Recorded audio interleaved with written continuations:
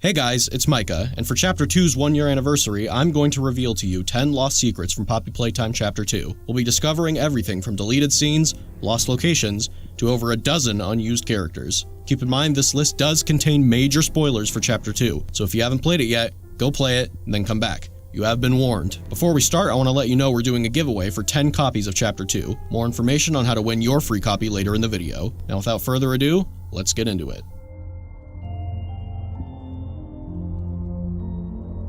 Number 1. Chapter 2's alternate opening. Poppy Playtime fans will remember that Chapter 2 opens with us exploring Elliot Ludwig's office and eventually finding Poppy in a hidden room below. But Chapter 2 didn't always start this way. In a now deleted opening of the chapter, after freeing Poppy from her case, you wake up and are immediately greeted by the sight of Poppy peeking out behind a door. The sequence continues with you following Poppy as she slinks throughout various hallways. Following Poppy then led you back outside to where Huggy Wuggy fell in Chapter 1. What followed was a 10-minute parkour sequence down the catwalks and conveyor belts from Chapter 1, eventually leading to a power puzzle that activated an elevator, taking you down to the game station to meet your new foe, Mommy Longlegs. Now, you're probably wondering why this never ended up in the game. There were a few reasons this alternate intro was abandoned. The first reason was chasing Poppy was just turning out too funny. The sequence went through 3 major iterations, starting with you straight up chasing Poppy to follow her, but that just ended up being way too funny. Version 2 was Poppy peeking out behind doorways and walls, but that was almost even funnier. In the last version, you see Poppy's shadow moving across the floor and walls.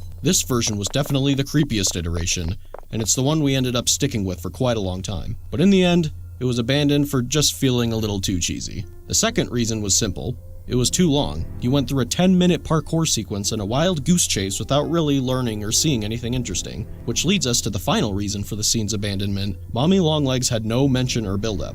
To fix these shortcomings, we completely redid the intro sequence. We first added Elliot Ludwig's office to the sequence so you had an interesting location to explore. We then changed following Poppy to Poppy talking to you, to make her a relatable character instead of just a cheesy horror doll that you follow around. Then we added a scene forcing you to watch Poppy be kidnapped before your eyes to build up the threat of Mommy Longlegs. And finally, we had you jump down a slide rather than jump down catwalks for 10 minutes. In the end, these changes are why the alternate opening of Chapter 2 never saw the light of day. Number 2. Mommy Longlegs' alternate intro scene. Mommy's intro scene was one of the hardest things to get right in Chapter 2. The scene went through multiple versions of dialogue and pacing. These alternate versions, while relatively similar to the final, had a few key differences. Here's the first alternate version. Why, oh my, hello down there. I wasn't expecting company. Always tells Mommy when guests are on their way down. Didn't this time. Always tells Mommy. Shh, you're okay now. Mommy will take care of you. Mommy wants to take you somewhere special. It's easy to get lost down here. Some have lost their way and never found it again. But Mommy won't let that happen to you. Mommy always knows where you are. So yeah, in this version of the scene, there were a few key elements missing from a storytelling standpoint. 1. Mommy's introduction to the story didn't influence anything about your current objective. 2. The player had no reason to feel threatened by Mommy Longlegs because she had no prior build-up at the time. So we addressed some of these issues in version 2. Why, oh my! Hello down there. I think you lost this. Do you want it back? No, of course not. Though Mommy assumes this is something you want back. Finding you two down here was surprising.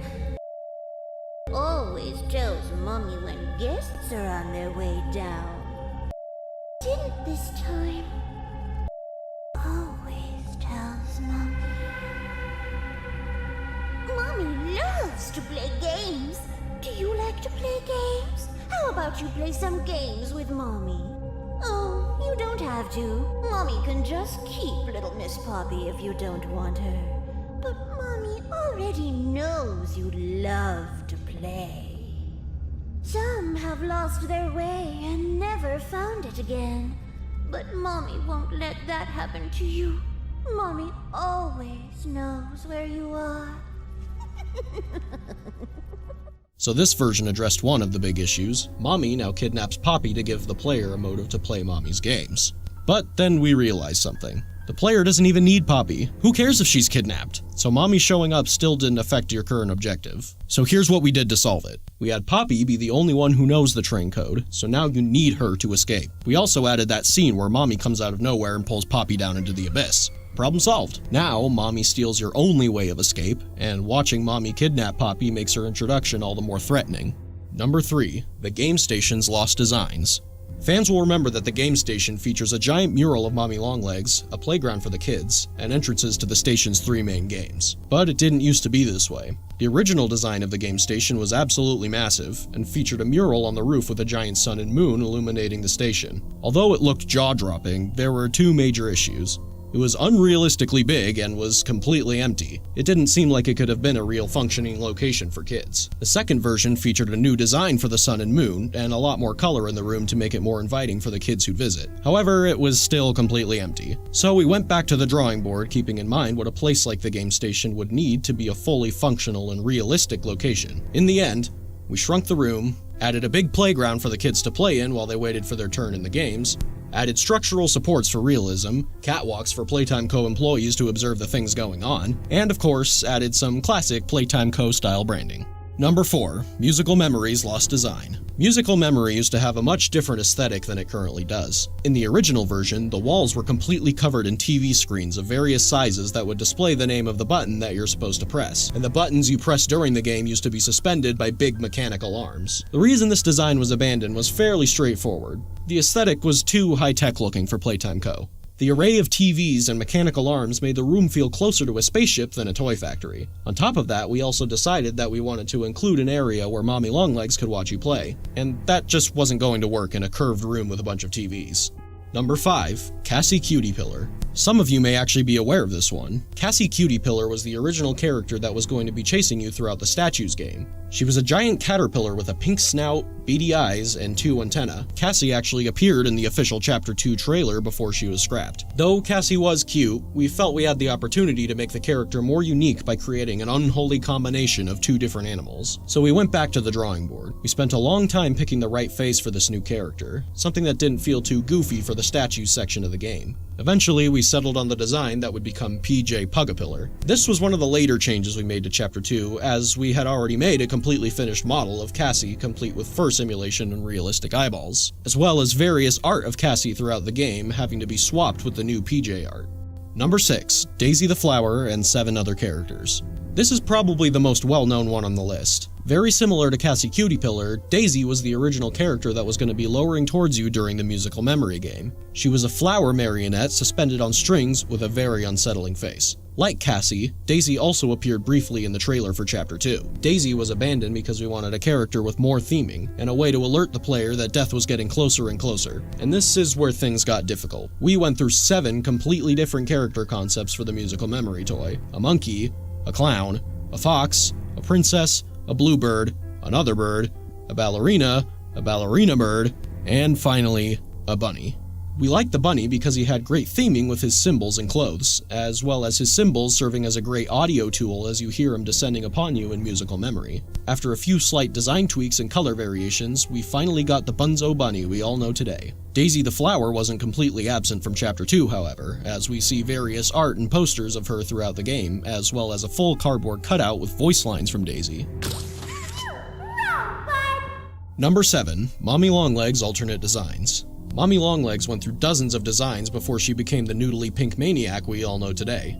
2 of these scrap designs actually show up in Chapter 2 as old blueprints for Mommy Longlegs. Her first design was a noodly plush doll with button eyes. It was cute, but that was the problem. The design wasn't eerie enough. A few other things on top of that was she looked too young for her name to be Mommy, she didn't have enough resemblance to a spider for her Longlegs pun to make sense, and we wanted to try making her a plastic toy to make her feel more unique from Huggy Wuggy. For the next designs, we really tried to push the spider look, as well as make her appearance a bit more creepy. She did look like a spider now, but too much so, to the point where we didn't think it would be realistic for Playtime Co. to create a toy like her. Another issue was this design didn't necessarily look like a toy at first glance either. The next designs really tried to push the creep factor in the face, and reel back a bit on the spider elements. This design pass is also where we came up with the idea of Mommy having limbs that could stretch. Originally, her limbs were going to extend in the form of plastic tubes, similar to the way a lightsaber toy might extend. This design was scrapped because of the challenge of making her limbs bend while also being made of extending plastic tubes. The variation of colors also made her design feel too sporadic and complex. To solve these problems, we came up with the concept of elastic plastic, a substance that Playtime co-created that can stretch like rubber but also retain its shape and position.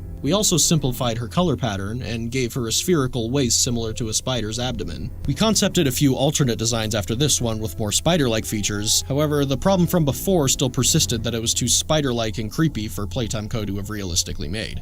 Number 8. The 6 Lost Toys. From the beginning of Chapter 2, we knew we wanted to have new toys present in each of the games in the game station. These became Bunzo Bunny, the Mini Huggies, and PJ Pugapillar. But before those were made, we had 6 different potential characters created to fill these roles. Jolly Clown, who went through a few design iterations, Lovebug, who actually appears in Chapter 2 as a rejected toy, Psydog, a robot dog toy, Sunny Buddy, who also appears as a rejected toy, Lily the Frog, a frog on roller skates, and Monster Truck. That one kinda speaks for itself. Number 9. The Quality Control Room and the Production Room. In Chapter 2, before entering Musical Memory, we take a detour to the molding room where you create the green electric hand. In an early version of the chapter, every game you go to was going to be paired with a factory room similar to the molding room. Whack-A-Wuggy had the production room, and Statues had the quality control room. These rooms were never implemented into the game and were scrapped during the concept phase because they just seemed like unnecessary filler. Number 10. Mommy Longlegs' death scene. One of Chapter 2's most infamous moments is the death of Mommy Longlegs. After minutes of running away from Mommy, you're backed into a corner with no way out. But just as all hope seems lost, you pull down a lever that activates a grinder. Mommy's arm is pulled into the grinder and she desperately tries to escape, screaming for her life as she's slowly crushed to death. Now, you wouldn't think it, but there was actually quite a bit of debate behind the scenes about how Mommy should be pulled into the grinder. In the alternate version of Mommy's death, her head is actually pulled inside and grinded to a pulp, leaving her lifeless lower half to fall onto the floor. Here it is.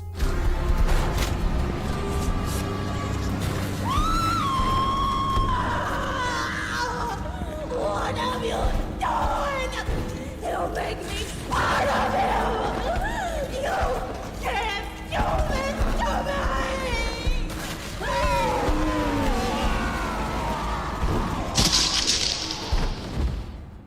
We decided to scrap this version for 2 reasons. One, the imagery of Mommy's upper half being dragged away would be more resonant than her lower half being dragged away. And 2, Mommy's head being grinded up might have just been too gruesome to show without the game getting an M rating. So there you go. Those were 10 lost secrets in Poppy Playtime Chapter 2. And in honor of Chapter 2's anniversary, we're doing a giveaway for 10 free copies of Chapter 2 on Steam. Click the link in the description below if you want to enter. Chapter 2 is also on a huge sale on PC and mobile on these dates. So if you haven't played Chapter 2 yet, now's your chance. Make sure to like and share the video if you enjoyed what you saw. Thank you all for watching, and we'll see you in Chapter 3.